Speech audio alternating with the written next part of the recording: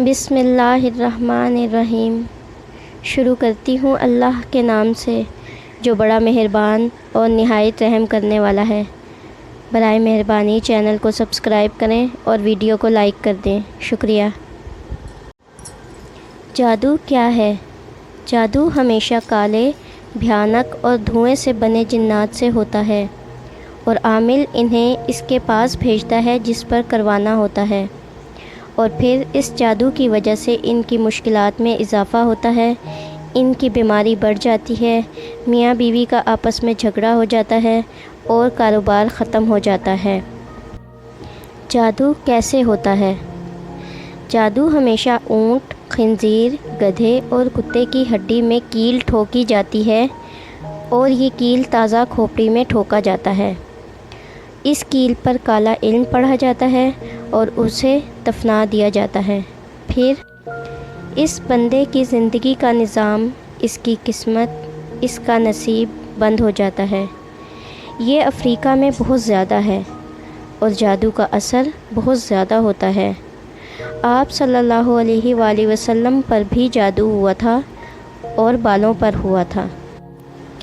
جادو کی علامات: بیماری ہونے کے باوجود رپورٹس کا درست آنا، جاگنے کے بعد جسم کا درد کرنا اور بہت تھکاوٹ محسوس ہونا، طبیعت میں چڑچڑاپن محسوس ہونا اور تنہائی پسند ہو جانا، چھوٹی چھوٹی باتوں پر شدید غصہ آنا، رشتہ داروں اور گھر والوں کے ساتھ بڑے بڑے جھگڑے پیدا ہو جانا، دماغ کا معاف ہو جانا یا سوچنے سمجھنے کی صلاحیت ختم ہو جانا، سر میں، سینے میں، کمر کے نچلے حصے میں، کندھوں میں دباؤ اور بوجھ کا محسوس ہونا، سانس میں تنگی محسوس ہونا، سستی کا عادی ہونا، کثرت سے نیند آنا، نماز، قرآن، اذان وغیرہ سے کراہت محسوس ہونا، بلا وجہ رونے کا دل کرنا، گھر میں دل نہ لگنا اور بے چین رہنا۔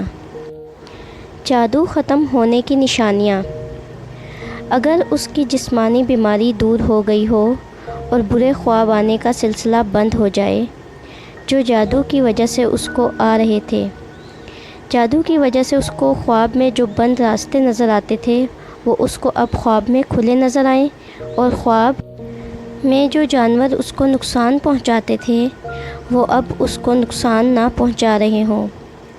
اگر مریض کو پہلے سے فرق ہو تو دم کے ذریعے معلوم کیا جائے گا کہ اس کا جادو ختم ہوا ہے یا نہیں۔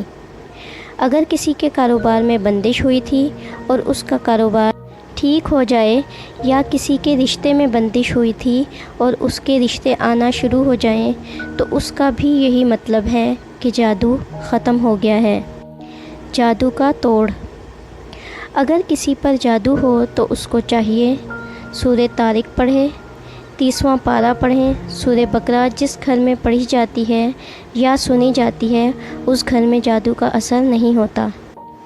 سلام علی نوح فی العالمین: اگر یہ گھر پر لکھ کر لگا دیا جائے تو کسی قسم کا جادو نہیں ہوگا، اور کوئی جانور، سانپ، بچھو گھر میں داخل نہیں ہوں گے اور نہ ہی کوئی نقصان پہنچائیں گے۔ جادو کروانے والے کو نقصانات: جادو کرنے والا کافر ہوتا ہے اور کروانے والا ظالم ہوتا ہے۔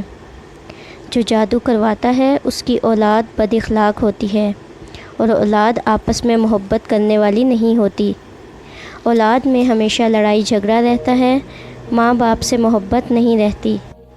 جو جادو کرواتا ہے اس کا یا تو کوئی بڑا نقصان ہو جاتا ہے یا کسی بڑی بیماری میں مبتلا ہو جاتا ہے، اس کے گھر میں برکت نہیں رہتی، اس کے چہرے پر بے رونقی آ جاتی ہے اور وہ ہمیشہ بے سکونی اور بے اطمینانی کی کیفیت میں رہتا ہے۔ آخر میں صرف اتنا کہوں گی کہ جادو برحق ہے اور اس کا اثر بھی ہوتا ہے، کیونکہ یہ آپ صلی اللہ علیہ وآلہ وسلم پر بھی ہوا تھا، اور اللہ تعالیٰ نے آپ صلی اللہ علیہ وآلہ وسلم کو سورۃ الفلق اور سورۃ الناس کے پڑھنے کا حکم دیا تھا، اس لیے ہمیں بھی ان دونوں سورتوں کو لازمی پڑھنا چاہیے۔